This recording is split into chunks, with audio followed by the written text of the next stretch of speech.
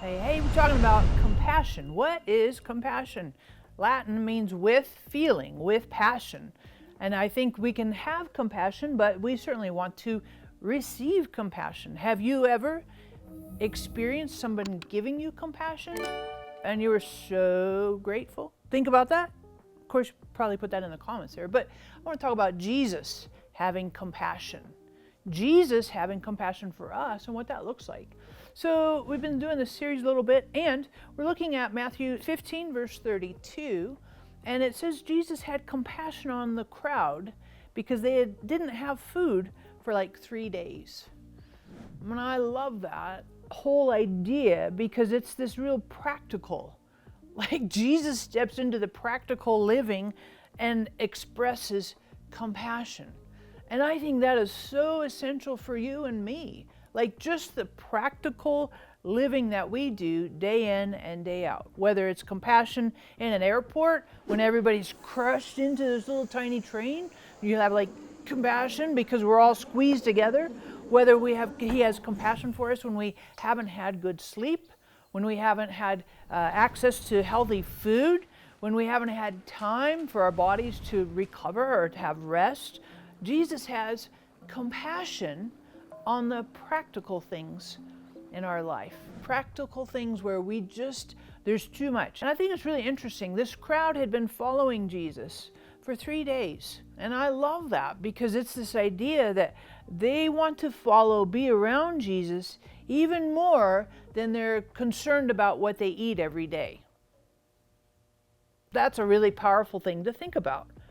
Thinking about if Jesus was walking among us, and would we be equally as dialed in, attentive, and engaged, purposeful to follow Jesus, so much so that we would skip a couple of meals just to get time with him, hang out with him, hear what he has to say. And in response, Jesus has compassion.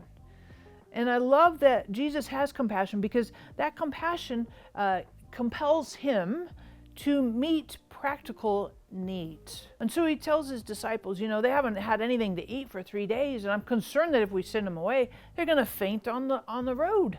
We need to give them some food. And so Jesus, the compassion that he has, looks at the immediate practical need and says, I want to step into that. I want to help. I want to participate. I want to solve that, fix that, because everybody's been with me for 3 days. But here's what I want to really encourage you with today. The practical stuff.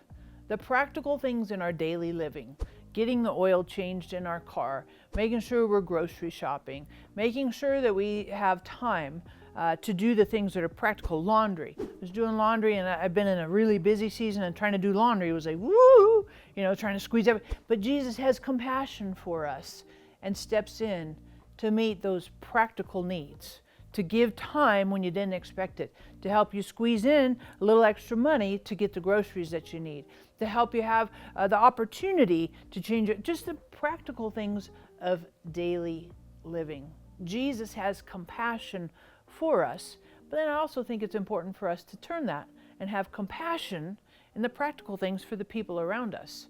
When somebody doesn't get something right, or they mess up here, or they're struggling, they're tired, and they're cranky, and they have a sharp reaction. Instead of seeing the reaction, we have compassion. So essential. So I just want to encourage you. This series is so powerful, but also practical, because compassion is a very essential ingredient of connecting with Jesus and also letting Jesus connect through us. So here's a joke for you to think about, and while you're thinking about the joke, hit the notification bell right there. Whoop! We'll keep you posted with new content. Of course, thank you for subscribing, because we have amazing content. And think about this question, this joke: what goes up when rain comes down? An umbrella. Catch you next week.